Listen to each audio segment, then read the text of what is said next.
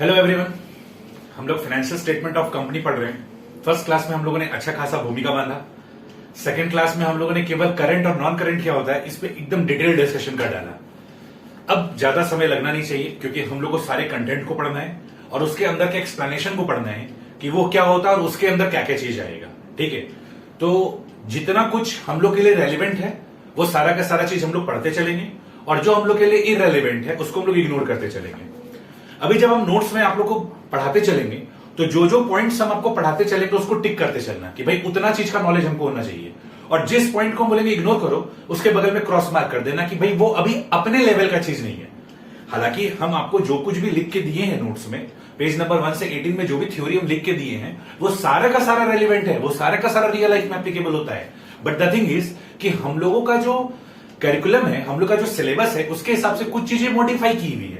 तो जो जो पॉइंट्स हम आपको पढ़ाएंगे उसको टिक करते चलना है और जिस पॉइंट के बारे में हम बोलेंगे इग्नोर करो उसको उसके बगल में क्रॉस करके छोड़ देना है, क्योंकि उसके बारे में भी हम लोग को दिमाग नहीं लगाना है, because that is not in our level. अभी हम लोग का वो लेवल नहीं है। ठीक है, लेवल का मतलब ये कि हम लोग क्लास 12th में है, बाद में धीरे धीरे हम लोग का जैसे जैसे मैच्योरिटी लेवल बढ़ता चला जाएगा, आगे का पढ़ाई करते चलेंगे तो वो चीजें भी समझ में आना शुरू हो जाएगी। ठीक है, टाइम के अनुसार।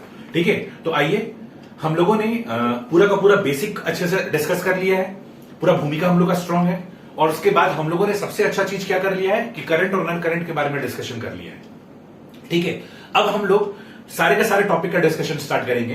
बैलेंस शीट में हम लोगों ने डिस्कस किया था कि दो साइड है, वर्टिकली बनता है, ऊपर में इक्विटी एंड लायबिलिटी, नीचे में एसेट है। देखो बैलेंस शीट में क्या होता है, जैसे लेफ्ट साइड में लायबिलिटी होता है, राइट साइड में एसेट होता है, तो ये इस तरीके से फ्लिप कर गया, ये इस तरीके से घूम गया, ऊपर में चला गया इक्विटी एंड लायबिलिटी और नीचे में एसेट है। और लॉजिकल है, पहले इक्विटी एंड लायबिलिटी होगा और नीचे में एसेट होगा। इसका लॉजिक क्या है, इक्विटी एंड लायबिलिटी का मतलब क्या होता है, sources of fund. Equity and liabilities का मतलब क्या होता है, सोर्सेज ऑफ फंड। तो पहले सोर्सेज ऑफ फंड होगा, और एसेट का मतलब क्या होता है, एप्लीकेशन ऑफ फंड। पहले पैसा आएगा तब तो अप्लाई करोगे, तो आपके पास सबसे पहले क्या होगा, equity and liability, that is sources of fund, और फिर क्या होगा, asset, that is application of fund. इसलिए इक्विटी एंड लायबिलिटी ऊपर है और एसेट नीचे।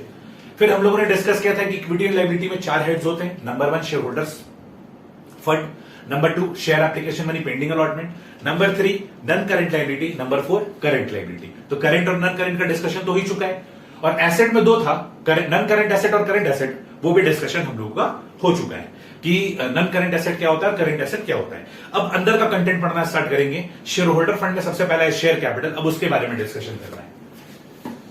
तो नंबर 1 क्या डिस्कशन करना है, शेयर कैपिटल।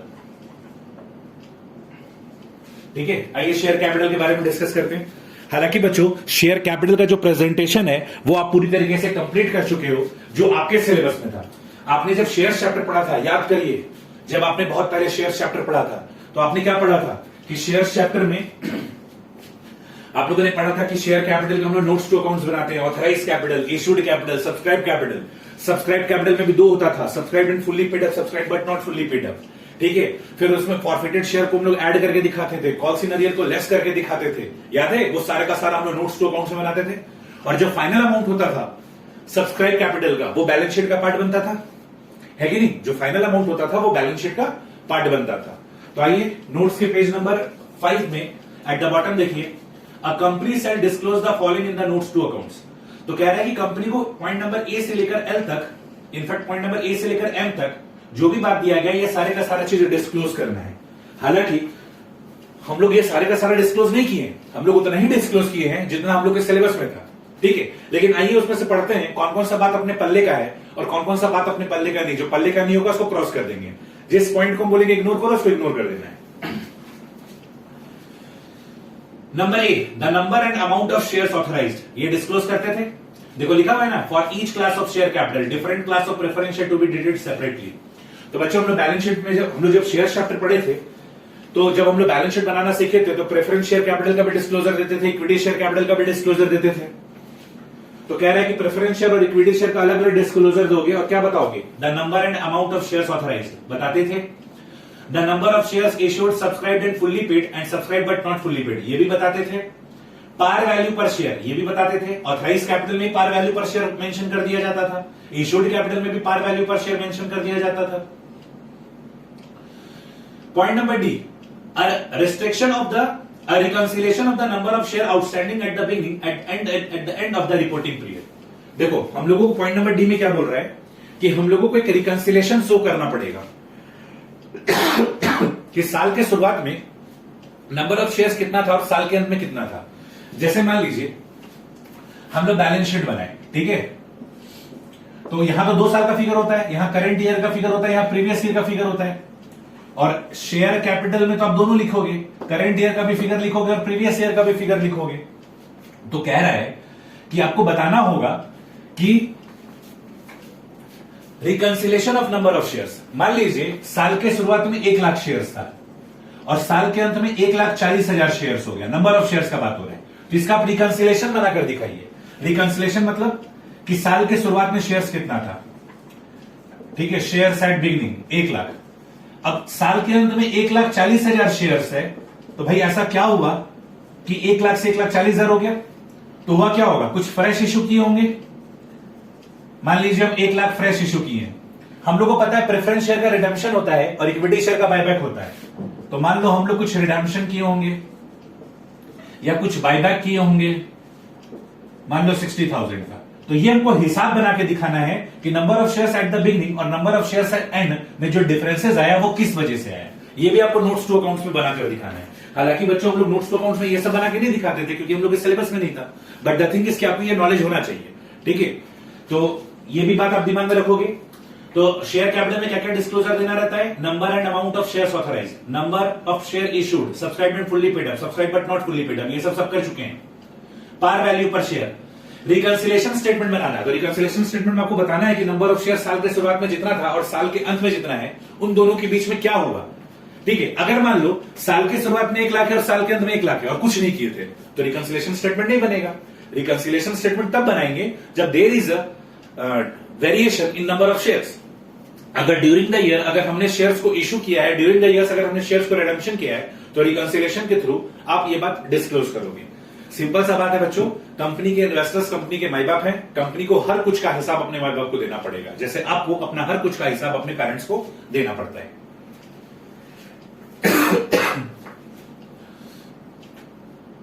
पॉइंट नंबर ई इग्नोर करो।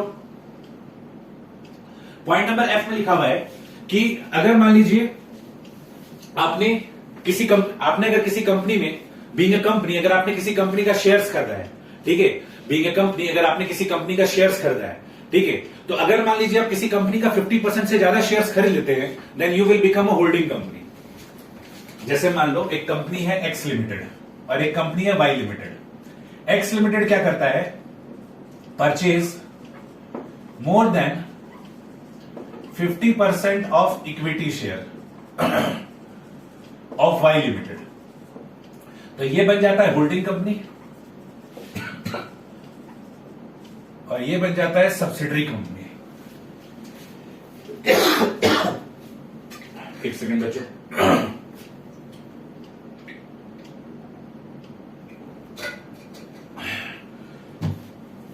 तो अगर मान लीजिए आपने अगर किसी कंपनी का शेयर एक्वायर कर रखा है, अगर आप होल्डिंग कंपनी हो या फिर अगर आप सब्सिडरी कंपनी हो, ठीक है, अगर आप एसोसिएट कंपनी हो, अगर आप ज्वाइंट वेंचर कंपनी हो, तो ये सब का भी आपको डिस्क्लोजर देना पड़ेगा, ठीक है। अब आप ये समय में जाइएगा कि सर ज्वाइंट वेंचर कंपनी क्या होता है, एसोसिएट कंपनी क्या होता है, बस आपको ये बताना है कि भाई अगर आप एक कंपनी होकर अगर किसी और कंपनी का शेयर एक्वायर कर रखे तो वो भी डिस्क्लोजर दीजिएगा, ठीक है। या फिर अगर मान लीजिए आपका किसी ने शेयर एक्वायर कर रखा है तो वो भी आप डिस्क्लोजर दीजिएगा।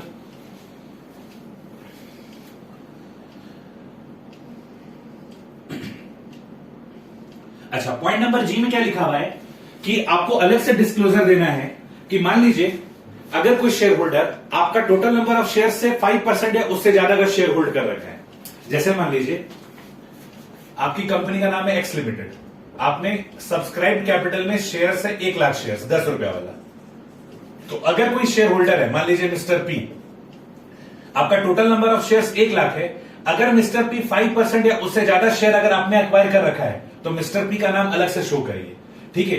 5% मतलब बोले तो कितना हो गया, 5000 और मोर।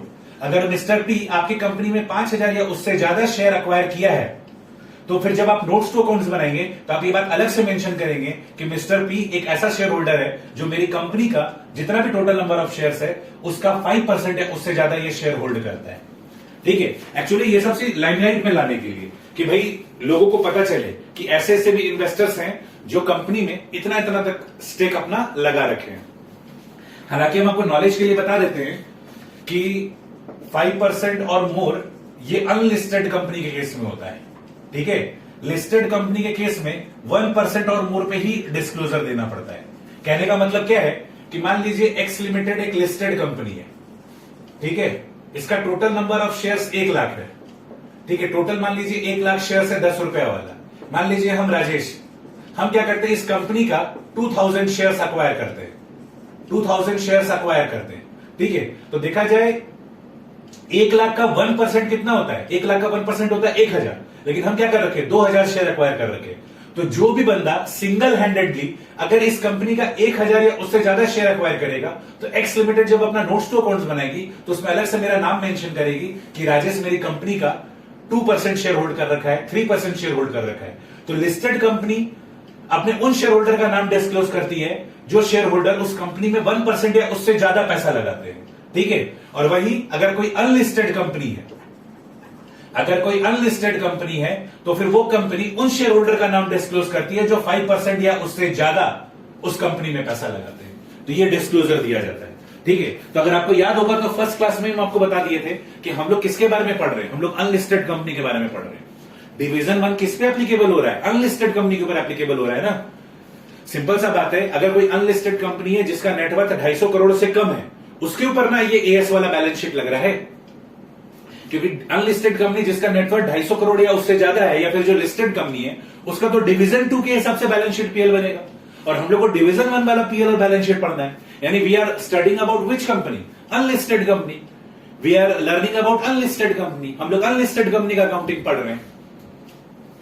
तो इसलिए यहां पर हम लिख के दिए हैं कि अगर मान लीजिए कोई अनलिस्टेड कंपनी है, वो अपना बाजार में शेयर इश्यू कर रखी है, तो अगर कोई शेयर होल्डर उस कंपनी का 5% या उससे ज्यादा शेयर अगर अक्वायर कर रखा है, तो वो अनलिस्टेड कंपनी का रिस्पॉन्सिबिलिटी है कि अपने नोट्स टू अकाउंट्स में इस बात को डिस्क्लोज करेगी कि ये मिस्टर फलना ढीमा का मेरे कंपनी में इतना % से ज्यादा शेयर अक्वायर कर रखा है, ठीक है। वही लिस्टेड कंपनी के केस में 1% पे ही डिस्क्लोजर मांगा जाता है। ये सारे का सारा कंपनी को डिस्क्लोजर देना पड़ता है।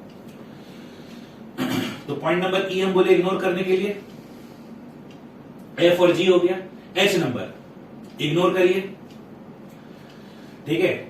तो पॉइंट नंबर आप ई और एच इग्नोर करेंगे, ठीक है। ई को इग्नोर करना है, एच को इग्नोर करना है। नेक्स्ट पॉइंट नंबर आई, पॉइंट नंबर आई का फर्स्ट बुलेट आप लोग किए भी हो, लिखता है for the period of 5 years immediately preceding the date as at which the balance sheet prepared, aggregate number and class of shares allotted as fully paid up pursuant to contract without payment being received in cash। आई का जो 3 bullet है उसमें पहला bullet आप लोगों ने किया भी है। हम लोग एक टॉपिक पढ़े थे शेयर चैप्टर में, issue of shares for consideration other than cash.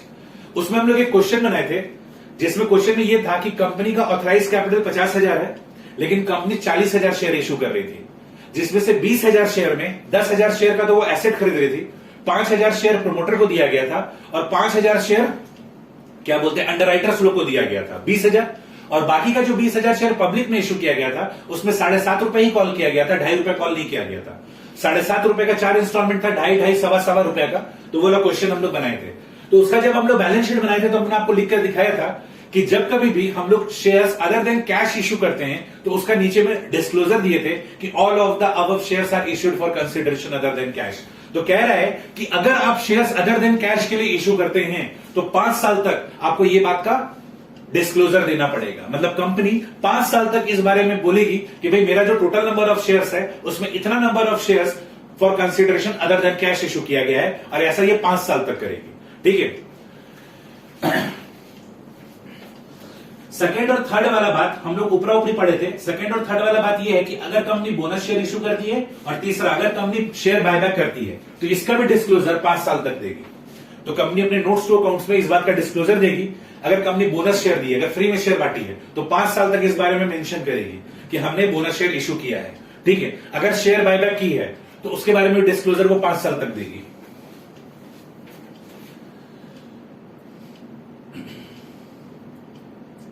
Point number जे में बोल रहा है बच्चों, हम लोग जो प्रेफरेंस शेयर इश्यू करते हैं, हमने आपको बताया था कि प्रेफरेंस शेयर 2 तरह का होता है, एक इंफ्रास्ट्रक्चर कंपनी जो इश्यू करती है और एक other than infrastructure company issue करती है। जो इंफ्रास्ट्रक्चर कंपनी इशू करती है उनको प्रेफरेंस शेयर का पैसा लौटाने के लिए 20 + 10 साल का टाइम दिया जाता है। लेकिन वो कंपनी जो इंफ्रास्ट्रक्चर में नहीं है, अगर वो प्रेफरेंस शेयर इशू करती है तो उनको 20 साल का वक्त दिया जाता है पैसा लौटाने के लिए। ये सारा का सारा बात का डिस्कशन हुआ है। जिस बात का डिस्कशन हुआ है उसको हम लोग को जल्दी से खत्म करना है। तो प्रेफरेंस शेयर अगर कंपनी इशू करती है तो हम लोगों ने पढ़ा है कि 2 तरह का कंपनी प्रेफरेंस शेयर इशू करती है, infrastructure, other than infrastructure. Infrastructure वाले को 20 + 10 30 साल का टाइम मिलता है। वही क्या बोलते हैं, equity share, other than infrastructure company को 20 साल का टाइम दिया जाता है। तो जैसे मान लो पॉइंट नंबर जे में आपको यह कह रहा है कि जिस प्रेफरेंस शेयर को लेट से रिडीम करना है, ठीक है, उसको आप पहले बताइए। मतलब आप प्रेफरेंस शेयर को सीरियली डिस्क्लोज करिए। कहने का मतलब यह है कि मान लो हम एक प्रेफरेंस शेयर इशू किए थे 10% प्रेफरेंस शेयर 20 इयर्स के लिए, हम एक 15% प्रेफरेंस शेयर इशू किए थे 10 इयर्स के लिए, हम एक 12% प्रेफरेंस शेयर इशू किए थे 14 इयर्स के लिए। तो नोट्स टू अकाउंट्स में यह बोल रहा है कि अगर आपने इतना इतना प्रेफरेंस शेयर इशू कर रखा है तो फारदेस्ट टू नियरेस्ट के ऑर्डर में आप दिखाइए। मतलब सबसे पहले आप डिस्क्लोज करोगे 20 साल वाला प्रेफरेंस शेयर, क्योंकि इसको सबसे लेट में चुकाना है।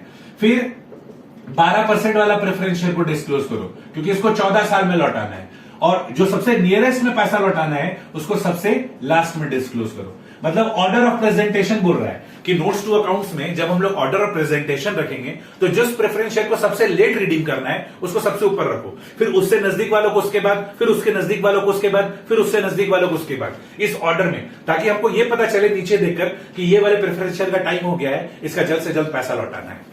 तो कह रहा है कि जो प्रेफरेंस शेयर है जिनका आपको रिपेमेंट करना है उनका फारदेस्ट टू नियरेस्ट इस ऑर्डर में आप उसको दिखाओ। ठीक है, जो प्रेफरेंस है सबसे लेट रिडीम होने वाला उसको टॉप पे रखो, फिर उससे जल्दी रिडीम होने वाले को उसके बाद, फिर उससे जल्दी रिडीम होने वाले को उसके बाद, ताकि मेरा उस पर नजर बना रहे कि हाँ नीचे में जो प्रेफरेंस शेयर दिया हुआ है इसका समय जल्दी आ रहा है, इसका पेमेंट करने में अब ज्यादा वक्त नहीं है।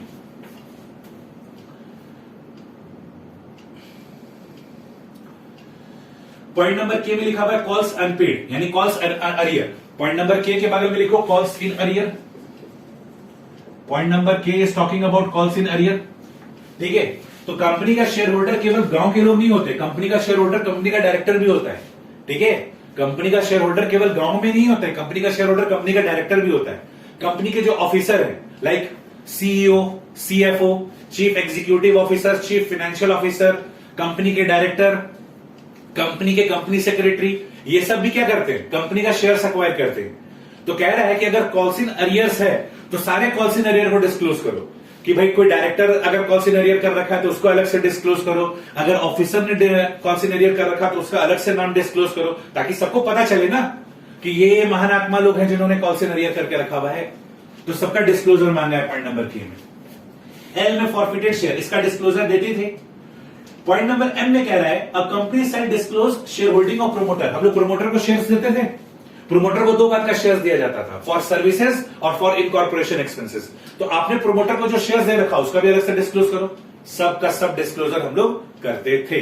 तो ये जो लास्ट का पॉइंट है के, एल और एम, ये हम लोगों ने किया है। तो शेयर कैपिटल में आप पॉइंट नंबर ई और एच को इग्नोर करोगे, बाकी सारा पॉइंट आपको ऑलमोस्ट समझ में आ रहा होगा। आइए एक बार क्विक रिवीजन करवाते हैं, क्विक रिवीजन कराते हैं। पॉइंट नंबर ई और एच छोड़ेंगे। पॉइंट नंबर ए में क्या बोला था कि जो ऑथराइज कैपिटल उसका नंबर और अमाउंट डिस्क्लोज करिए। पॉइंट नंबर बी में क्या बोला, इशूड और सब्सक्राइब कैपिटल को डिस्क्लोज करिए। पॉइंट नंबर सी में बोला पार वैल्यू को डिस्क्लोज करिए। पॉइंट नंबर डी में बोला रिकंसिलिएशन बनाइए। अगर ड्यूरिंग द ईयर आपने शेयर इशू किया है, शेयर रिडेम्पशन किया है, तो एक रिकंसिलिएशन स्टेटमेंट बनाकर दिखाइए कि साल के शुरुआत में इतना नंबर ऑफ शेयर था, आपने कितना इशू किया, कितना आपने रिडेम्पशन किया, और उसके बाद इतना आपका पास नंबर ऑफ शेयर्स आपने पब्लिक में इशू कर रखा है, क्लोजिंग में आपका इतना नंबर ऑफ शेयर्स है। इसके लिए आपको रिकंसिलिएशन बनाना पड़ेगा। पॉइंट नंबर ई इग्नोर करना है। पॉइंट नंबर एफ में बोला है कि अगर आपकी होल्डिंग कंपनी ने अगर आपकी कोई, आप बीइंग अ सब्सिडरी कंपनी, ठीक है, बीइंग अ सब्सिडरी कंपनी, अगर आपका शेयर्स अगर किसी होल्डिंग कंपनी ने एक्वायर कर रखा है, इधर देखो बच्चों, एक्स लिमिटेड और वाई लिमिटेड वाले में, इसमें देखो बच्चों, इस पे ध्यान दो। अगर एक्स लिमिटेड वाई लिमिटेड का 50% या उससे ज्यादा का शेयर खरीद लेता है तो एक्स लिमिटेड के लिए क्या कहलाएगा, इन्वेस्टमेंट इन शेयर्स। एक्स लिमिटेड के लिए क्या कहलाएगा, इन्वेस्टमेंट इन शेयर्स। और वाई लिमिटेड के लिए क्या कहलाएगा, शेयर कैपिटल। तो अगर आप किसी कंपनी के सब्सिडरी कंपनी, आप किसी कंपनी के लिए सब्सिडरी कंपनी है, तो जो कंपनी आपका शेयर्स अक्वायर कर रखा है उसके बारे में आपको डिस्क्लोजर देना है। मतलब अगर आप वाई लिमिटेड है, अगर आपका शेयर्स एक्स लिमिटेड ने अक्वायर कर रखा है तो उसका अलग से डिस्क्लोजर दीजिए कि कितना नंबर ऑफ शेयर्स अक्वायर कर रखा है। ठीक है, ऐसे हम नॉलेज के लिए बता देते हैं। एसोसिएट कंपनी में होता है शायद 20% की 25% था, हमको याद नहीं आ रहा है, कि जैसे मान लीजिए अगर एक्स लिमिटेड वाई लिमिटेड का 20 या 25% ऐसा कुछ था। ठीक है, कि एक्स लिमिटेड अगर वाई लिमिटेड का 20% या 25% या उससे ज्यादा शेयर अगर अक्वायर कर लेता है, लेकिन 50% से ज्यादा शेयर अक्वायर नहीं करता है, ठीक है, बट लेस देन 50%, तो ये कहलाता है एसोसिएट कंपनी। ये कहलाता है एसोसिएट कंपनी। अभी हम आपको क्लियर कर देते हैं। एसोसिएट कंपनी के बारे में हमने आपको वो जो थ्योरी वाला नोट्स दिया था उसमें हमने ये सब लिख के दिया है।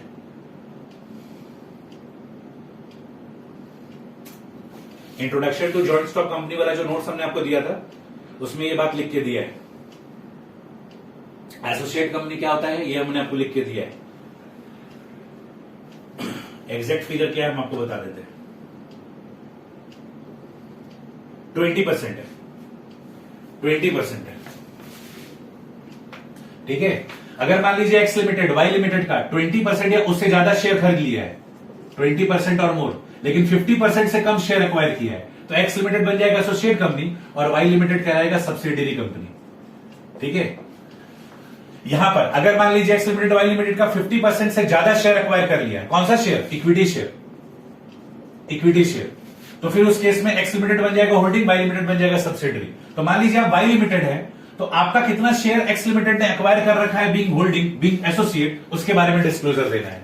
यही बात पॉइंट नंबर एफ में दिया है। यही बात पॉइंट नंबर एफ में दिया हुआ है कि अगर आप एक सब्सिडियरी कंपनी हो, ठीक है, आपका शेयर अगर किसी होल्डिंग कंपनी ने एक्वायर कर रखा है या फिर किसी एसोसिएट कंपनी ने आपका शेयर एक्वायर कर रखा है, तो आप उसके बारे में डिस्क्लोज करिए। पॉइंट नंबर जी में कह रहा है कि अगर कोई शेयर होल्डर आपकी कंपनी का टोटल नंबर ऑफ शेयर्स का 5% या उससे ज्यादा शेयर एक्वायर कर लिया है तो उसका नाम अलग से डिस्क्लोज करिए। ठीक है, कि अगर कोई आपका शेयर होल्डर है जो आपका टोटल नंबर ऑफ शेयर्स, मान लीजिए मेरा टोटल नंबर ऑफ शेयर्स अगर 1 लाख है, अगर मिस्टर पी 5,000 या उससे ज्यादा शेयर एक्वायर कर लिया है तो हम उसका नाम अलग से छापेंगे कि मिस्टर बी मेरे कंपनी का 5% या उससे ज्यादा का शेयर एक्वायर कर रखा है। ठीक है, जबकि लिस्टेड कंपनी के केस में 1% या उससे ज्यादा शेयर एक्वायर करने पे ही उनका नाम डिस्क्लोज कर दिया जाता है। एच को हम लोग को इग्नोर करना है। आई में कह रहा है कि 5 साल तक आपको लगातार बताना है अगर आप शेयर्स अदर देन कैश के लिए इश्यू किए हैं, अगर आप बोनस शेयर इश्यू किए हैं या फिर अगर आप शेयर्स बायबैक किए हैं। तो जिस डेट को आपने शेयर्स अदर देन कैश के लिए इश्यू किया है उस डेट से 5 साल तक आपको यह बात डिस्क्लोज करना होगा। जिस डेट को आपने बोनस शेयर इश्यू किया है उस डेट से 5 साल तक आपको यह बात डिस्क्लोज करना होगा कि आपने कितना शेयर फ्री में बांटा है। अगर जिस डेट को आपने बायबैक किया है इक्विटी शेयर्स को, उस डेट से 5 साल तक आपको बताना होगा कि हम फलाने एरिया से हमने अपने इक्विटी शेयर को क्या किए हैं, बायबैक किए हैं। नेक्स्ट पॉइंट नंबर जे में कह रहा है कि अगर प्रेफरेंस शेयर आपने इश्यू कर रखा है तो आपको रिडेम्पशन तो करना ही है। तो रिडेम्पशन करना है तो फारदेस्ट टू नियरेस्ट के ऑर्डर में, फारदेस्ट टू नियरेस्ट के ऑर्डर में डिस्क्लोज करिए अपने प्रेफरेंस शेयर को। जिस प्रेफरेंस शेयर को सबसे लेट में रिडीम करना है उसको टॉप पे रखिए और जिस प्रेफरेंस शेयर को सबसे जल्दी रिडीम करना है उसको सबसे लास्ट में रखिए, उसको अरेंज करके डिस्क्लोज करिए। पॉइंट नंबर के में बोला है कि कॉल्स इन अरियर को डिस्क्लोज करिए, चाहे वो कॉल्स इन अरियर किसी के द्वारा किया गया हो, चाहे वो कंपनी का डायरेक्टर या ऑफिसर भी हो। पॉइंट नंबर एल में बोला फॉरफिटेड शेयर्स के बारे में डिस्क्लोजर दीजिए और पॉइंट नंबर एम में बोला है कि अगर आप प्रोमोटर्स को अगर आप शेयर्स दिए हो तो उसका अलग से आपको क्या करना है, डिस्क्लोजर देना है। तो आई होप बच्चों शेयर कैपिटल का जो डिस्क्लोजर पोर्शन है आपको क्लियर हुआ होगा। तो पॉइंट नंबर ई और एच को हम लोग क्या करेंगे, इग्नोर करेंगे। Next point number 2 reserves and surplus.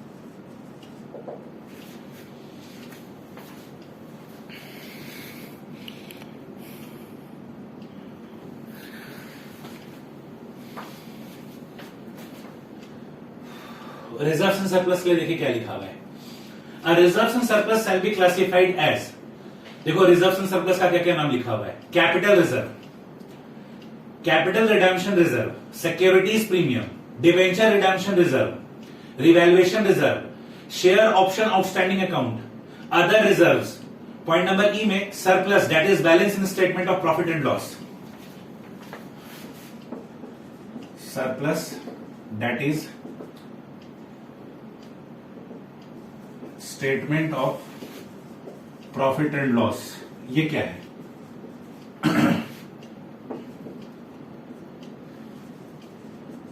Another name of PL appropriation account. जो पार्टनरशिप में हम लोग पीएल एप्रोप्रिएशन अकाउंट बोलते थे ना बच्चों, उसको कंपनी में surplus statement of profit and loss बोला जाता है, surplus statement of profit and loss बोला जाता है किसको? पीएल एप्रोप्रिएशन में। तो जो पीएल एप्रोप्रिएशन पार्टनरशिप फर्म में होता था वो कंपनी के केस में surplus that is statement of profit and loss है, ठीक है। तो रिजर्व्स एंड सरप्लस का आपको नाम याद करना है, कैपिटल रिजर्व। शेयर चैप्टर में आप देखे थे, मैं आपको लॉजिक बताए थे कि कैपिटल रिजर्व का मतलब क्या होता है, जब ओरिजिनल कॉस्ट से ज्यादा रियलाइजेशन हो जाए तो उस प्रॉफिट को क्या बोला जाता है? Capital profit, capital reserve.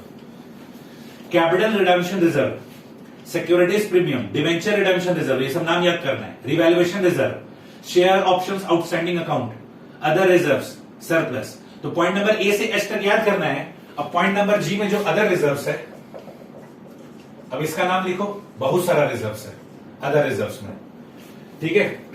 लिखवाना शुरू करते हैं।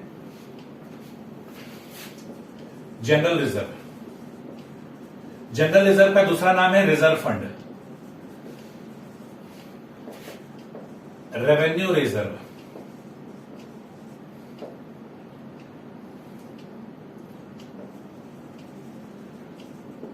Balance in statement of profit and loss,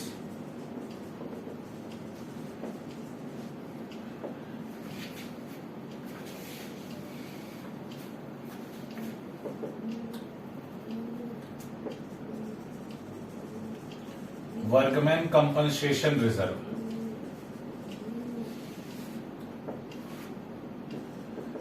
statutory reserve,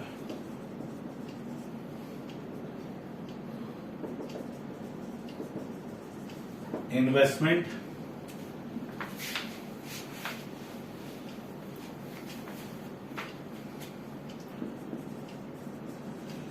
fluctuation fund,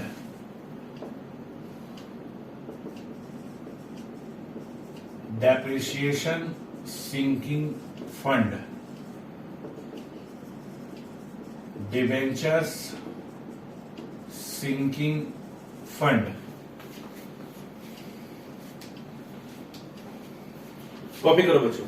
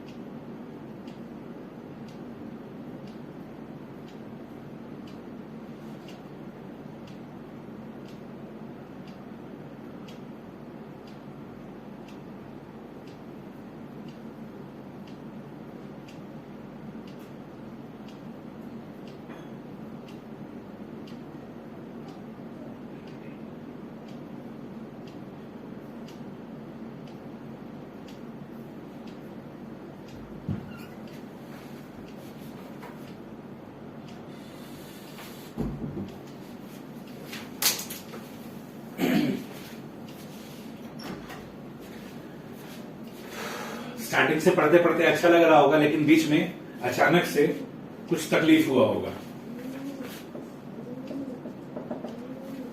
statutory reserve का कुछ एग्जाम्पल लिखिए जो रियल लाइफ में है। Development rebate reserve,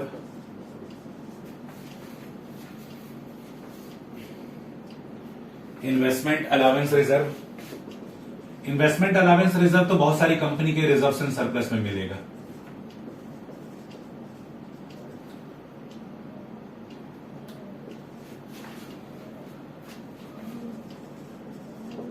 export profit reserve etcetera.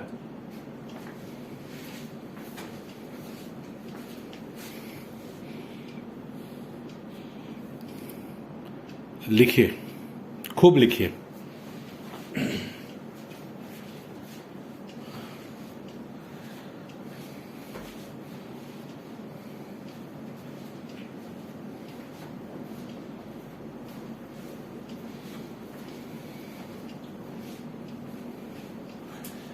देखो अदर रिजर्व का जो एग्जाम्पल लिए हैं, ये सारे का सारा एग्जाम्पल सबको समझ में आ रहा होगा।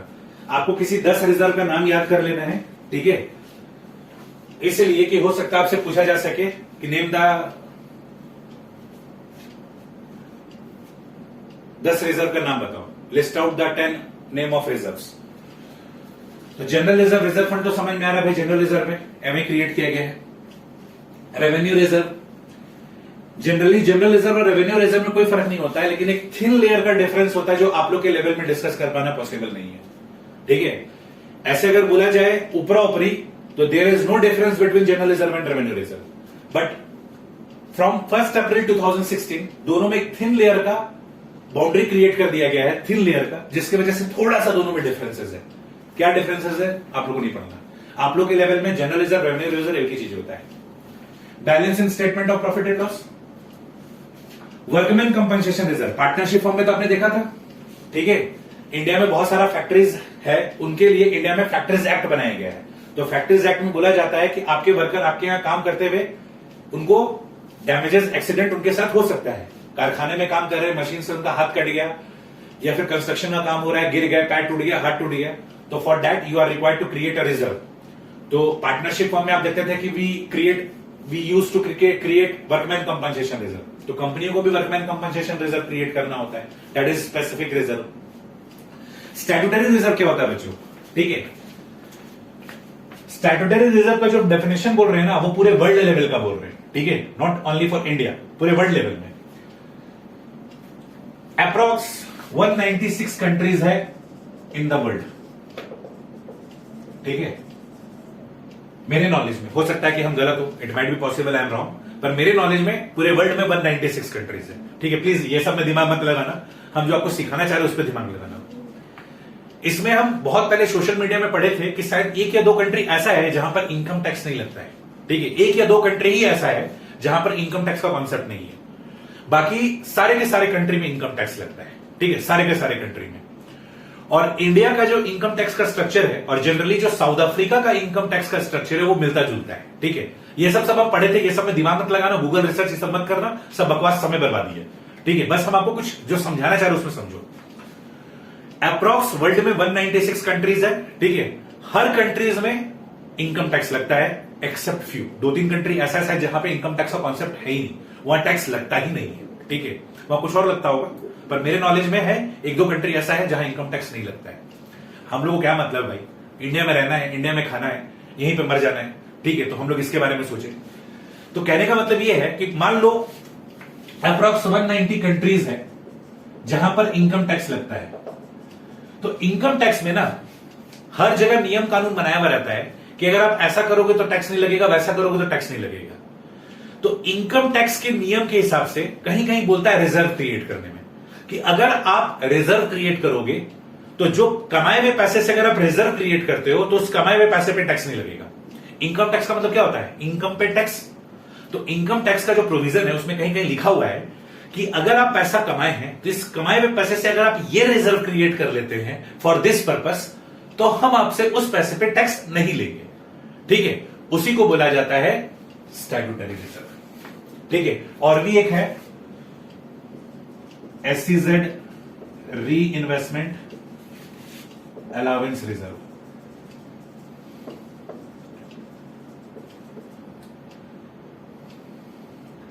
इन्वेस्टमेंट अलाउंस रिजर्व एक ऐसा रिजर्व है जो जनरली आपको 10 में से 8 कंपनी में मिलेगा ही मिलेगा। Investment allowance reserve is for purchase of new plant and machinery. ठीक है, इनकम टैक्स में गाइडेंस दिया हुआ है कि अगर आप नया प्लांट एंड मशीनरी खरीदते हो तो इतने कमाए हुए पैसे में से अगर इतना पैसा आप खर्च कर देते हो या उसके लिए अगर आप मशीन के लिए रिजर्व क्रिएट करते हो तो टैक्स नहीं लगेगा। तो ऑलमोस्ट सारी कंपनियों में इन्वेस्टमेंट अलाउंस रिजर्व होता है। तो स्टैट्यूटरी रिजर्व क्या होता है कि केवल इंडिया का ही नहीं, पूरे वर्ल्ड में जहां जहां इनकम टैक्स का प्रोविजन है उनके हिसाब से, इनकम टैक्स के प्रोविजन के हिसाब से अगर आप रिजर्व क्रिएट करते हो तो उस रिजर्व को बोला जाता है स्टैट्यूटरी रिजर्व। पूरे वर्ल्ड वाइड जो इनकम टैक्स का नियम कानून है, अगर आप उस नियम कानून के तहत कोई रिजर्व क्रिएट करते हो तो उसको बोला जाता है स्टैट्यूटरी रिजर्व। अब ये investment fluctuation fund, depreciation sinking fund और डिबेंचर सिंकिंग फंड क्या होता है, आइए इसके बारे में डिस्कस करते हैं। इन्वेस्टमेंट फ्लक्चुएशन फंड, अगर आप इन्वेस्टमेंट करते हो, पार्टनरशिप में पड़े हो, इन्वेस्टमेंट का प्राइस बढ़ जाए, जितने में आप खरीदे थे, मान लीजिए आपका इन्वेस्टमेंट का कॉस्ट था 1 लाख रुपया, अगर इसका मार्केट वैल्यू 1 लाख से ज्यादा है, मोर देन 1 लाख है, तो कोई दिक्कत नहीं है।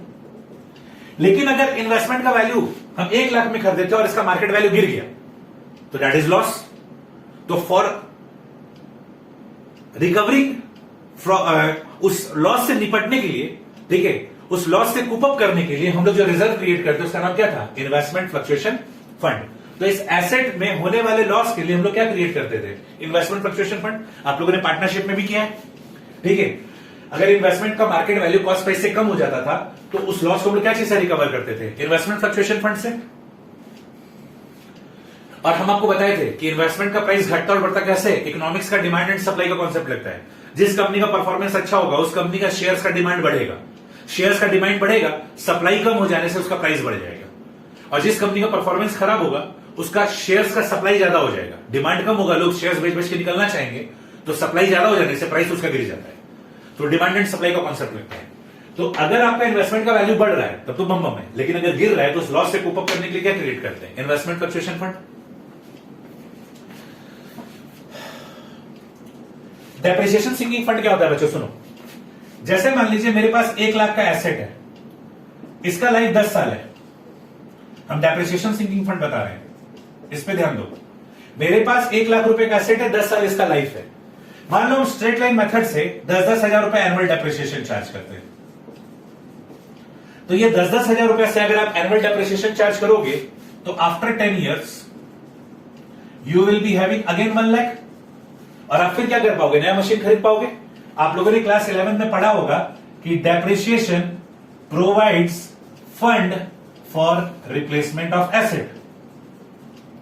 क्लास 11 में ये चीज हम लोग पढ़ते हैं कि डेप्रिसिएशन क्या करता है, हम लोगों को फंड प्रोवाइड करता है फॉर रिप्लेसमेंट ऑफ एसेट। अरे डेप्रिसिएशन का पैसा हम लोग किसी को पे थोड़ी करते हैं, डेप्रिसिएशन का पैसा हम लोग किसी को पे थोड़ी करते हैं। Depreciation is a non cash expenditure.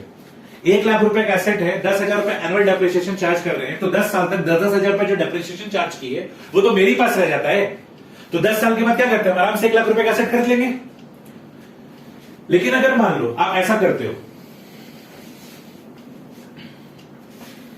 आप 9-9 हजार रुपए डेप्रिसिएशन चार्ज किया, ठीक है, और इसको इन्वेस्ट कर दिया, फिर 9,000 रुपए डेप्रिसिएशन चार्ज किया, इसको इन्वेस्ट कर दिया। तो ऐसा करने से क्या होगा, 10 साल में आपके पॉकेट से 90,000 रुपए निकलेगा, लेकिन जो आप इन्वेस्ट कर रहे हैं उससे इंटरेस्ट मिलेगा। फिर आप जब उस इन्वेस्टमेंट को बेचोगे तो आपको 1 लाख रुपए मिल जाएगा। दिमाग लगाओ ना, आप एक 10-10 हजार रुपए का डेप्रिसिएशन चार्ज कर रहे हैं, वो पैसा आपके पास पड़ा हुआ है, आपके कैश बॉक्स में पड़ा हुआ है, कोई फायदा तो दे नहीं रहा है। अगर हम उस पैसे को सेट असाइड करके, तो इस पैसे को अगर हम सेट असाइड करते हैं तो कहां सेट असाइड करेंगे, डेप्रिसिएशन सिंकिंग फंड में। एक फंड बना लेंगे, डेप्रिसिएशन सिंकिंग फंड, 9,000 रुपए उसमें डाल देंगे। अब वहां से उसको इन्वेस्ट कर देंगे, फिर नेक्स्ट ईयर का 9,000 को फंड में डालेंगे, वहां से उसको इन्वेस्ट कर देंगे, फिर 9,000 निकालेंगे, फंड में डालेंगे, फिर उसको इन्वेस्ट कर देंगे।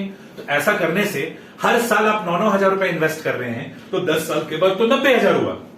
लेकिन जहां इन्वेस्ट करें वहां से इंटरेस्ट भी तो आएगा। तो वहां से रिटर्न भी तो आएगा, और फिर लास्ट में जब इन्वेस्टमेंट का अगर वैल्यू बढ़ गया होगा तो उसको बेचोगे तो वहां से फायदा भी तो होगा। तो 90,000 का क्या हो जाएगा, 1 लाख हो जाएगा। तो फायदा क्या हुआ कि पहले आपके पीएल में 10-10 हजार का प्रेशर होता था, अब आपके पीएल में 9-9 हजार रुपए का प्रेशर होगा। तो 10 साल तक पीएल में प्रेशर भी 1,000 रुपए से कम पड़ा, और 10 साल के बाद आपको 1 लाख रुपए चाहिए, आपके पास 1 लाख रुपए अवेलेबल हो गया।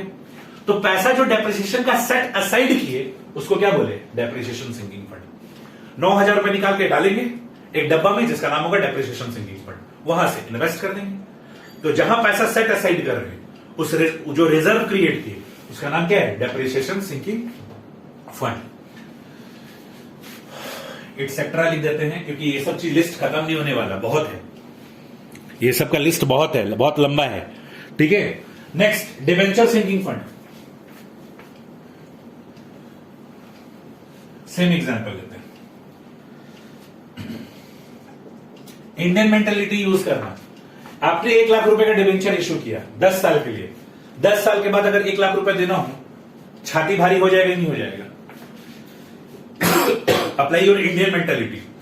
अगर हम लोग का इंडियन मेंटेलिटी क्या होता है, कोई भी चीज अगर हमको अक्वायर करने का मन है, अगर हमको ये फैसिलिटी मिल जाए कि हम उसका इंस्टॉलमेंट में पेमेंट कर सकते हैं, तो अपने लिए हल्का रहता है कि नहीं रहता है। अगर वही चीज हम लोग को बोला जाता है कि एक बार में दीजिए, तो पैसा हम लोग को भारी लगने लगता है। एक कंपनी है 1 लाख रुपए का डिवेंचर इशू की है, 10 साल के बाद उसका पैसा लौटाना है, उसके ऊपर प्रेशर हो जाएगा नहीं हो जाएगा कि भाई 10 साल बाद इमीडिएटली 1 लाख रुपए देना है। इंडियन मेंटेलिटी क्या होगा, यार हर साल कुछ पैसा साइड करते हैं। अगर हम हर साल 10-10 हजार रुपए साइड असाइड करते हैं तो 10 साल के बाद मेरे पास 1 लाख रुपए हो जाएगा, हम आराम से डिवेंचर होल्डर को 1 लाख रुपए लौटा देंगे। याद है ना बच्चों, अगर हम पब्लिक से उधार के नाम का पैसा उठाते हैं तो उसको क्या बोला जाता है, डिवेंचर। तो उसका पैसा आपको चुकाना पड़ेगा ना। अगर आपने डिवेंचर 10 साल के लिए इशू किया तो 10 साल के बाद आपको चुकाना पड़ेगा ना। 10 साल तक इंटरेस्ट दे रहे हैं, 100 अलग, इंटरेस्ट देंगे 100 अलग, वो प्रिंसिपल अमाउंट जो 1 लाख रुपए पब्लिक से उठाए वो तो आपको लौटाना पड़ेगा ना। तो ये जो लौटाएंगे तो आपका इंडियन मेंटेलिटी क्या कहता है, यार हर साल कुछ पैसा साइड करो। अब साइड करके अगर आप कैश बॉक्स में रखोगे तो क्या फायदा, इससे अच्छा आप एक काम करो, साइड करके उसको इन्वेस्ट कर दो। तो अब क्या करेंगे, हर साल 9-9 हजार रुपए सेट असाइड करेंगे या 9.5 हजार रुपए सेट असाइड करेंगे, और हर साल इसको इन्वेस्ट करते चलेंगे, ताकि 10 साल के बाद वो 95,000 ना हो, वो इन्वेस्टमेंट कितने का बन जाए, 1 लाख का बन जाए।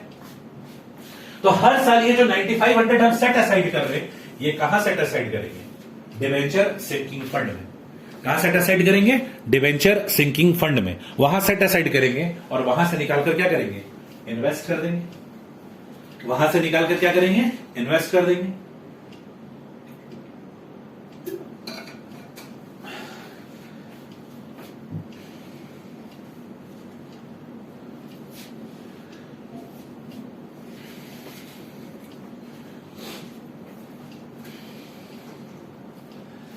नेक्स्ट, तो ए से पॉइंट नंबर एच तक पढ़ना। अच्छा, एच में एक बात और लिखा हुआ है, वो लिखा हुआ है कि जो भी एप्रोप्रिएशन होगा, एप्रोप्रिएशन का मतलब डिस्ट्रीब्यूशन ऑफ प्रॉफिट।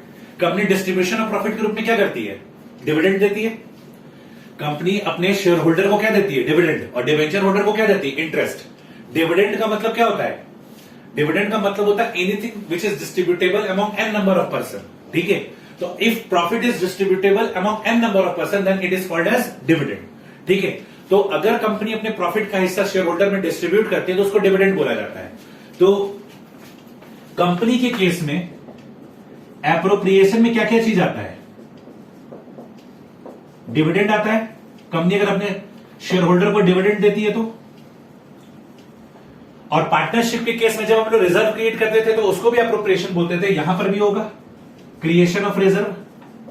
पार्टनरशिप में याद है फंडामेंटल्स में PL appropriation account debit to reserve, PL appropriation account debit to reserve, है ना। तो कंपनी के केस में अगर एप्रोप्रिएशन बोला जाए तो क्या होता है, अपने शेयर होल्डर को डिविडेंड देना, प्रॉफिट में से हिस्सा बांटना और रिजर्व क्रिएट करना। तो ये सारे का सारा काम भी कहां करेंगे, नोट्स टू अकाउंट्स में करेंगे। इसलिए लास्ट क्लास में हम आप लोगों को बोले थे, या शायद लास्ट क्लास में बोले थे कि कंपनी का जो स्टेटमेंट ऑफ पीएल होता है वो 3 in 1 होता है। वो मैन्युफैक्चरिंग अकाउंट, ट्रेडिंग अकाउंट और पीएल अकाउंट का काम करता है। पीएल एप्रोप्रिएशन वाला जो काम है वो नोट्स टू अकाउंट्स में ही हम लोग रिजर्व्स एंड सरप्लस जो लिखते हैं वहीं पे करके दिखाते हैं। हम लोग जो नोट्स टू अकाउंट्स का फॉर्मेट लेते हैं, point number 2 reserves and surplus, अब जो भी डिस्ट्रीब्यूशन करना है वही अमाउंट, वहीं पे अमाउंट का 2-3-4 कॉलम जो आपको जरूरत है उतना खींचकर वहीं पर आपको सारा डिस्ट्रीब्यूशन शो करना पड़ेगा। वहीं पे हम लोग सब कुछ डिस्क्लोज करते हैं। ठीक है, प्रॉफिट का बंटवारा वगैरह करते हैं। तो एप्रोप्रिएशन क्या है? Dividend to share holder, creation of reserve. तो ये सारे का सारा काम भी कहां होगा? नोट्स टू अकाउंट्स में होगा। मतलब पार्टनरशिप में जो पीएल एप्रोप्रिएशन बनता है, कंपनी के केस में पीएल एप्रोप्रिएशन वाला काम हम लोग नोट्स टू अकाउंट्स में करते हैं। ठीक है, देखो बच्चों कैसे करते हैं ये आप लोगों को नहीं पढ़ना है, आप लोग को ये जानना है कि ऐसा होता है। कैसे होता है वो आप लोग जब प्रोफेशनल पढ़ाई करोगे तो वहां देखने को मिलेगा, या फिर जब बीकॉम करोगे तो वहां पर कंपनी अकाउंटिंग बोलकर अलग से सब्जेक्ट है कॉर्पोरेट अकाउंटिंग, तो वहां पर आप लोग सीखोगे कि कैसे होता है। आप लोग के सिलेबस में ये पढ़ना है कि ऐसा होता है। ठीक है, आप लोगों को नर्सरी में पढ़ाया था ABCD होता है, फिर बाद में सिखाया गया A for Apple B for ball होता है, फिर बाद में A से सेंटेंस, B से सेंटेंस, C से सेंटेंस बनाना सीखे थे। तो अभी आपको सिखाया जा रहा है ऐसा होता है।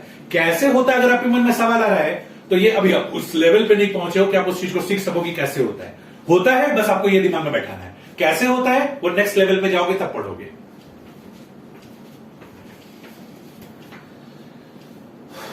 नोट देखो क्या लिखा हुआ है। नोट में पॉइंट नंबर ए और बी लिखा हुआ है। बी वाला बात तो हम लोग करके भी देखे, हम आपको बताए भी थे शेयर चैप्टर में कि अर्लियर नेगेटिव बैलेंस को हम लोग नहीं दिखा सकते थे। सोल प्रोप्राइटरशिप और पार्टनरशिप में जो बैलेंस शीट बनता है उसमें हम लोग नेगेटिव फिगर को नहीं दिखा पाते, हम लोग को अपोजिट साइड पोस्टिंग करना होता है। ठीक है, अगर कैपिटल नेगेटिव आता है तो हम लोग को बैलेंस शीट के एसेट साइड में नीचे में लिखना पड़ता है ओवरड्रॉन कैपिटल। ठीक है, या फिर अगर मान लीजिए हमारा लॉस बहुत ज्यादा है, जो कैपिटल को भी खा गया और पुराने रिजर्व्स को भी खा गया, तो जो बचा कुचा लॉस होता है एक्यूमुलेटेड लॉसेस, उसको बैलेंस शीट के एसेट साइड में नीचे में दिखाते थे। लेकिन कंपनी के केस में आप नेगेटिव फिगर दिखा सकते हो, और हम लोग एक क्वेश्चन में इस तरीके का करके देखे थे जहां हम लोग रिजर्व्स एंड सरप्लस में statement of PL negative bracket में हम लिख के दिखाए भी थे आप लोगों को। वही वाला क्वेश्चन में जिसमें हम लोग क्या बोलते हैं 50,000 शेयर ऑथराइज था, 40,000 शेयर इशू किया गया था, 20,000 अदर देन कैश के लिए और 20,000 जो पब्लिकली इशू किया गया था। तो उसमें देखना हम आप लोग को बैलेंस शीट में रिजर्व्स एंड सरप्लस में नेगेटिव फिगर लिखवाए थे। तो point number 7 reserves and surplus read करो।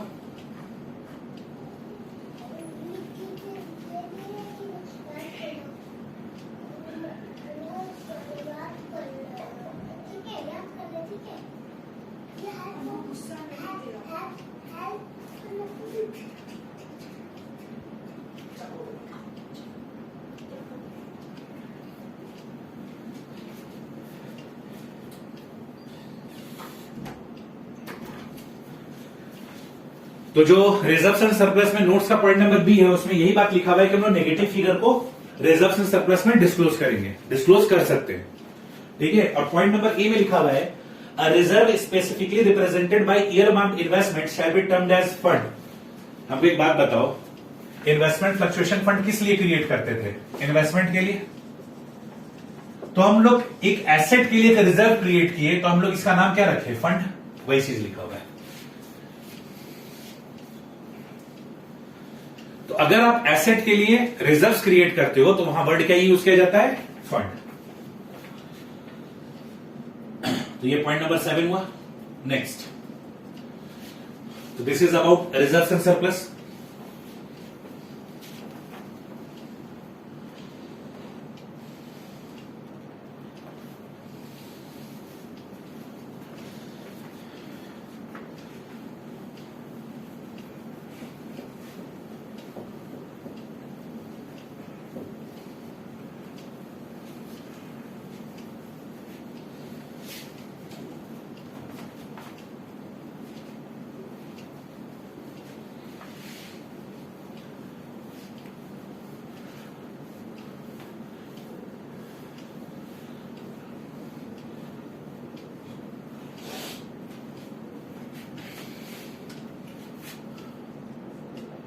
इसमें तो सब पढ़ना है।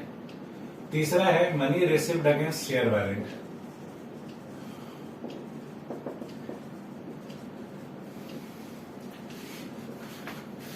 और ऐसा करने से हम लोग का पहला हेड खत्म हो जाएगा जिसका नाम है शेयर होल्डर्स फंड।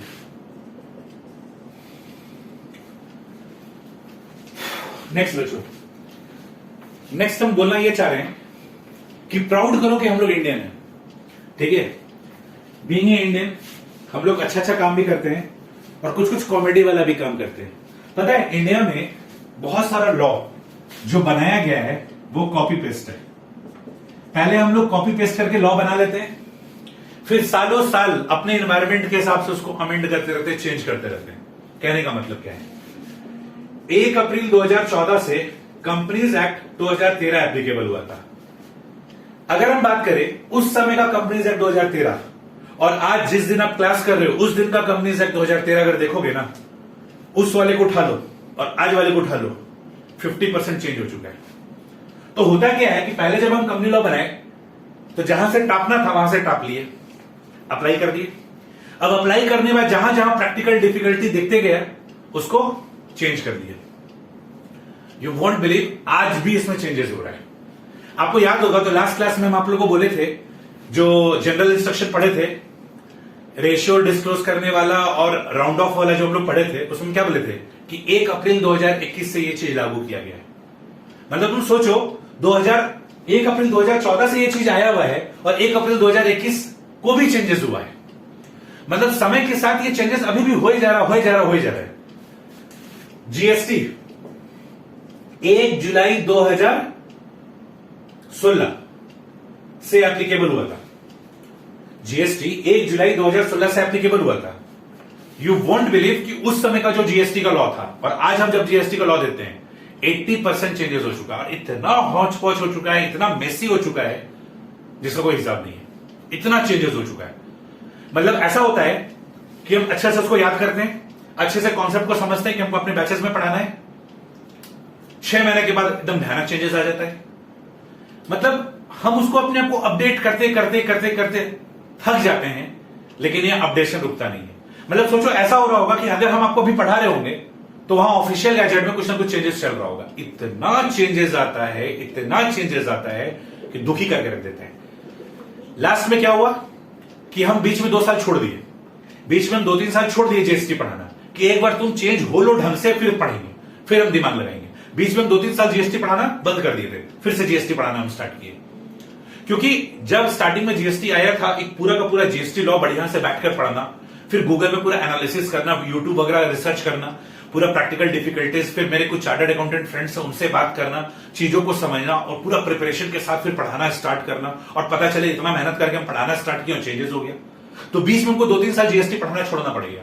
हम 2-3 साल जीएसटी पढ़ाना ही छोड़ दिए। छोड़ो, एक बार ढंग से चेंज हो जाओ, उसके बाद हम बढ़िया से पढ़ेंगे और फिर उसके बाद हम सारे अपने दोस्त लोग से डिस्कस करके फिर हम पढ़ाना स्टार्ट करेंगे।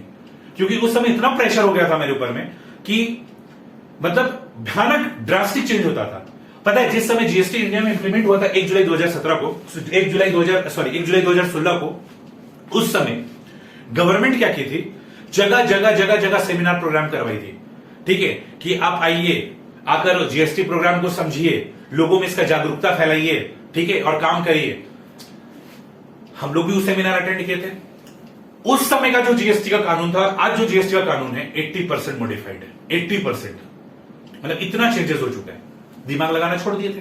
अब वापस से जीएसटी पढ़ाना स्टार्ट किए, क्योंकि एक बार थोड़ा सा चेंजेस होकर स्टेबल हो गया, अब थोड़ा चेंजेस होता है। लेकिन स्टार्टिंग में जितना भयानक चेंजेस होता था उतना भयानक चेंजेस वही तो हुआ था कंपनीज एक्ट 2013 के साथ में। स्टार्टिंग में 2014-15, 15-16, 16-17 ये 3 साल तो खून पी के रख दिया था। मतलब अनीति वाला चेंजेस विदेश से कॉपी कर लिए। कॉपी करने के बाद क्या है, फटाफट उसी चीज को क्या करना है, क्या बोलते हैं, अपडेट करते जाना। पहले हम आपको क्या बताए थे, कंपनीज एक्ट में 470 सेक्शन 6 शेड्यूल्स है। तुम सोचो इतना मुश्किल से हम लोग याद करते हैं। ठीक है, कंपनी लॉ का अगर बुक देखोगे ना, अगर प्रिंट आउट निकालोगे बेयर एक्ट को, तो इतना मोटा आएगा, इतना बड़ा किताब और इतना मोटा आएगा। एक एक चीज को बढ़िया से पढ़ना, मगअप करना, और उसका पता चले वो बदल गया, खून जल जाएगा। जो चीज अपडेट होते रहता है एकदम दिमाग खराब हो जाता है। उसको भी 2-3 साल हम छोड़ दिए थे। फिर 2-3 साल के बाद जब देखे कि एक बार माहौल शांत हो गया है, तब फिर उसको बढ़िया से कॉन्सेप्ट को अच्छे से पढ़कर फिर फ्रेंड्स से डिस्कस करके, चार्टर्ड अकाउंटेंट फ्रेंड से, कंपनी सेक्रेटरी फ्रेंड से, कुछ अपना नॉलेज, कुछ अपने टीचर्स से डिस्कस करके हम अपने नॉलेज को फिर वापस से ठीक किए। तो इतना चेंजेस आता है। अब ये सब स्टोरी आप क्यों सुना रहे हो सर? ये सब स्टोरी हम इसलिए सुना रहे हैं कि ये वाला जो कॉलम है, money received against share warrant, ये कॉपी पेस्ट का कमाल है। नंबर 1 कॉमेडी, इंडिया में शेयर वारंट है ही नहीं। इंडिया में शेयर वारंट है ही नहीं। ठीक है, इंडिया में शेयर वारंट है ही नहीं, और इसका देखो अलग से कॉलम है, money received against share warrant. This is the comedy, और यही हम आपको बताना चाह रहे थे। एक्चुअली क्या है ना, ये कॉपी पेस्ट हो गया। कंपनीज एक्ट 2013 एप्लीकेबल हुआ था 1 अप्रैल 2014 से। ये बैलेंस शीट कब से एप्लीकेबल हुआ है? 1 अप्रैल 2011 से। याद है ना, नोट्स में भी लिख के दिया हुआ है 1 अप्रैल 2011। तो 1 अप्रैल 2011 से देखो कॉपी पेस्ट का कमाल अभी तक है। इंडिया में है ही नहीं शेयर वारंट। हम आज का क्लास लेने से पहले भी एक बार यूट्यूब में बढ़िया से रिसर्च किए, गूगल वगैरह में रिसर्च किए कि क्या कोई कंपनी शायद अगर इशू की होगी। नहीं, अभी तक तो नहीं। इंडिया में अभी तक कोई भी कंपनी नहीं है जो शेयर वारंट इशू की है। अब सर ये होता क्या है? शेयर वारंट एक तरह का कूपन होता है, ठीक है। जैसे नहीं होता आप शॉपिंग करने के लिए जाते हैं, 2000 रुपए का शर्ट खरीदे तो आपको साथ में 500 रुपए का कूपन दे देता है कि 2000 रुपए का शर्ट के साथ ये 500 रुपए का कूपन लीजिए। नेक्स्ट टाइम अगर आप इस डेट से इस डेट के बीच में अगर आप परचेजिंग करेंगे तो ये कूपन दिखाना आपको 500 रुपीज का डिस्काउंट मिल जाएगा। भाई ये शेयर वारंट। शेयर वारंट क्या होता है? जैसे मान लीजिए हम रिलायंस का 1000 रुपए का मान लो एक शेयर खरीदे, तो रिलायंस क्या की 1000 रुपए में 900 रुपए हमसे शेयर्स कर लेगी और एक कूपन देगी शेयर वारंट का।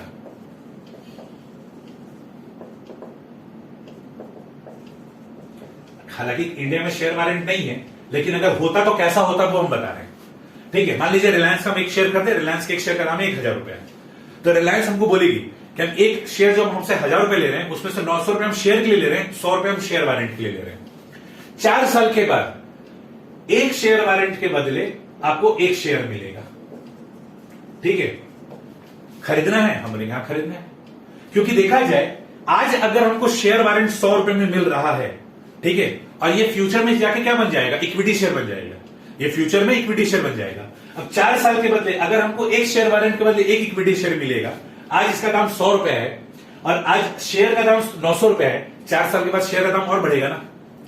मान लो अगर बहुत बुरा हुआ, ठीक है, बढ़ा भी घटा भी, तो वापिस से 900 रुपए का होगा, 800 रुपए का होगा, 500 का होगा, 200 का होगा। हम तो 100 ही रुपए लगाए थे। अरे इस वारंट के लिए तो हम 100 ही रुपए लगाए थे। फ्यूचर में जाकर हमको 4 साल के बाद इसके बदले इक्विटी शेयर मिलेगा और उस समय मान लो रिलायंस के इक्विटी शेयर का दाम 200 रुपए होगा, 300 रुपए होगा, तब भी तो हम फायदे में रहेंगे। तो अगर हम शेयर वारंट एक खरीदते हैं तो फ्यूचर में वो कन्वर्ट हो जाएगा इक्विटी शेयर में। अगर आपको रखने का मन नहीं है तो 100 रुपए में आप शेयर वारंट खरीदे थे, अब वो 300 रुपए वाला इक्विटी शेयर बन चुका है। जितना शेयर वारंट खरीद रखे थे सबको बेच दीजिए, पर शेयर वारंट 200 रुपए का आपको फायदा हो जाएगा। समझ में आ रहा है?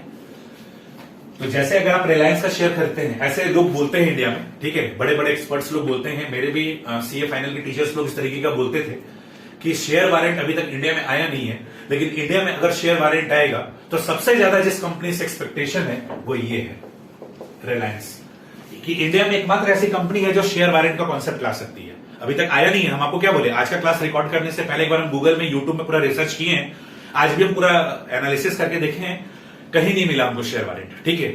तो शेयर वारंट अभी इंडिया में कोई भी कंपनी इशू नहीं की है। लेकिन हम एक बात बता रहे हैं कि मेरे जो टीचर्स जिनसे हम अभी भी टच में हैं, ठीक है, हम आप लोग को पढ़ा रहे हैं, हम आप लोग के सर हैं, पर मेरे भी जो सर हैं उनसे आज भी हम टच में हैं। ऐसा नहीं है कि आज हम पढ़ाने लगे तो हम बहुत बड़े हो गए, आज भी हम अपने गुरु के साथ टच में हैं। तो मेरे प्रेजेंट टीचर, मेरे पास्ट टीचर, हम उनके टच में हैं जिनसे हम सीए का गाइडेंस लिए, ठीक है। तो उनसे भी मेरा ये डिस्कशन हुआ, तो उन्होंने भी ये बात बताया कि अभी इंडिया में कोई कंपनी ने शेयर वारंट इशू नहीं किया है, लेकिन जब भी होगा रिलायंस करेगी, क्योंकि 3-4 बार हल्ला पास्ट में हो चुका है कि रिलायंस अब शेयर वारंट लाने वाली है, रिलायंस अब शेयर वारंट लाने वाली है। और हल्ला कौन करता है? घर का ही लोग ना। अरे आपके घर में हंगामा होने वाला है, ठीक है, तो ये हल्ला कौन करेगा? गांव वाला लोग प्रेडिक्ट करेगा क्या कि आपके घर में हंगामा होने वाला है। आप ही का घर का कोई आदमी बाहर में जाके लिख कर देगा कि भाई ऐसा सा होने वाला है। तो रिलायंस के घर का कोई लोग जाके बाहर हल्ला किया होगा कि रिलायंस शेयर वारंट लाने वाला है। इसीलिए 3-4 बार हल्ला हो चुका है कि रिलायंस शेयर वारंट लाने वाला है। लाया नहीं, ये बात अलग है, ठीक है। 2009 में फर्स्ट टाइम हल्ला हुआ था, 2009 में फर्स्ट टाइम हल्ला हुआ था और 3-4 बार हल्ला हो चुका है कि रिलायंस अपना शेयर वारंट लाएगी, लेकिन अभी तक आया नहीं, ठीक है। तो शेयर वारंट क्या होता है? जैसे एक शेयर है उसके साथ एक कूपन चिपका के दिया जाएगा, तो कंपनी आपको बता देगी कि शेयर के लिए हम कितना पैसा ले रहे हैं और वारंट के लिए कितना पैसा ले रहे हैं, और 4 साल के बाद आप इस वारंट को हमको देना, इसके बदले हम आपको इक्विटी शेयर दे देंगे। तो लोग जब भी ऐसा होगा, इंडिया के लोग पैसा लगाएंगे। इंडिया के लोग जो इन्वेस्टर्स होते हैं, इन्वेस्टर्स लोग भी खतरनाक टाइप के साइको और डेस्परेट होते हैं। तो जब कभी भी इंडिया में होगा ये लोग पैसा लगाएंगे, और जब पैसा लगाएंगे तो शेयर वारंट के लिए भी कंपनी को पैसा आएगा, तो शेयर के लिए पैसा आएगा तो शेयर कैपिटल, और इसके लिए पैसा आएगा तो कहां दिखाएंगे? Money received against share warrant में दिखाएंगे। लेकिन 4 साल के बाद आखिर ये बनेगा क्या? 4 साल के बाद तो ये इक्विटी शेयर बनेगा, इसीलिए इसको कहां रखा गया है, शेयर होल्डर फंड में रखा गया है। ये तीनों शेयर होल्डर फंड में ना है। शेयर कैपिटल किसका है, शेयर होल्डर्स का है। रिजर्व एंड सरप्लस, रिजर्व पे किसका हक होता है, मालिक का, यानी शेयर होल्डर्स फंड में रखा गया है। और money received against share warrant, आज शेयर वारंट है, 4 साल के बाद, 5 साल के बाद, 10 साल के बाद ये बन क्या जाएगा, इक्विटी शेयर होल्डर ना, इसलिए इसको कहां रखा गया है, शेयर होल्डर फंड में। तो कंपनी जब शेयर इशू करती है ना, करेगी, मतलब इंडिया में जब कभी भी होगा, उसके साथ एक कूपन भी इशू करेगी जिसको शेयर वारंट बोला जाएगा। तो कंपनी आपको बता देगी कि देखो पूरा पैकेज का दाम ये, जैसे नहीं होता है टूथपेस्ट के साथ टूथब्रश फ्री दे रहे हैं, लेकिन कंपनी आपसे दोनों का पैसा लेती है, ठीक है। ये बात अलग है कि पेस्ट का ज्यादा लेती है, ब्रश का कम लेती है, लेकिन कॉम्बो करके। और कभी कभी कंपनी ओपनली बोलती है कि टूथब्रश लोगे तो 50 रुपया, पेस्ट लोगे तो 150 रुपया, मिला के 200 रुपया होता है, आप हमको 170 रुपया दीजिए। कभी कभी कंपनी कॉम्बो पैक करके बेचती है। तो उस तरह से इंडिया में जब कभी भी होगा तो कंपनी कॉम्बो पैक करके, ये कॉम्बो पैक में बिकेगा, ये कभी भी अलग से नहीं बिकेगा, ये कॉम्बो पैक में बिकेगा। तो शेयर्स के साथ कंपनी क्या करेगी, शेयर वारंट भी चिपका के देगी कि शेयर्स लीजिए 900 रुपए का, वारंट लीजिए 100 रुपए का, कंबाइंड आपको 1000 रुपए देना है। आप 1000 रुपए दिए तो कंपनी 900 रुपए शेयर कैपिटल में दिखा देगी और 100 रुपए money received against share warrant में दिखा देगी, ठीक है। और 4 साल के बाद जब आप शेयर होल्डर बन जाएंगे तो कंपनी इस पैसे को कहां शिफ्ट कर देगी, शेयर कैपिटल में शिफ्ट कर देगी। क्योंकि देखा जाए ये जो शेयर वारंट वाले थे ये क्या बन चुके हैं, कंपनी की इक्विटी शेयर होल्डर, तो ये यहां से शिफ्ट होकर कहां चला जाएगा, शेयर कैपिटल में चला जाएगा। देखिए money received against share warrant का एक्सप्लेनेशन क्या दिया। Share warrant are financial instrument, financial instrument किसको बोला जाता है, शेयर, डिवेंचर, बॉन्ड, ये सबको, शेयर्स, डिवेंचर, बॉन्ड, ये सबको फाइनेंशियल इंस्ट्रूमेंट बोला जाता है।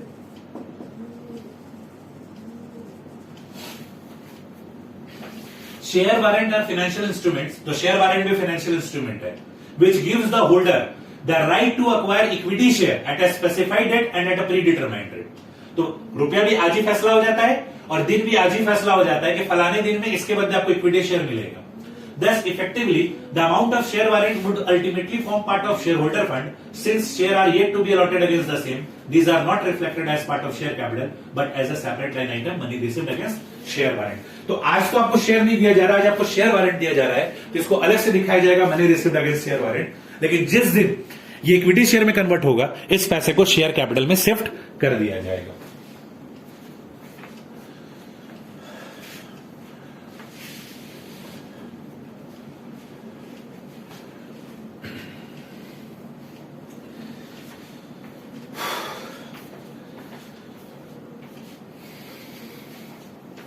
आज के लिए इतना ही। आपका होमवर्क है बैलेंस शीट और पीएल का फॉर्मेट लर्न करना है। लर्न फॉर्मेट अभी भी अगर याद नहीं किए हो तो। और दूसरा होमवर्क है कि जो एक्सप्लेनेशन दिए share holder fund, revise and learn. जो भी डाउट होगा शाम को कॉल करके अपना क्लियर कर लोगे, ठीक है। मिलते हैं नेक्स्ट क्लास में। 2 क्लास और लगेगा बच्चों, ठीक है। स्टार्टिंग में थोड़ा कंटेंट ज्यादा आ रहा है, बाद में ये जल्दी जल्दी हो जाएगा। 2 क्लास और लगेगा, ये चैप्टर खत्म हो जाएगा। मिलते हैं नेक्स्ट क्लास में बच्चों। Revise properly. Bye bye everyone, take care, revise properly.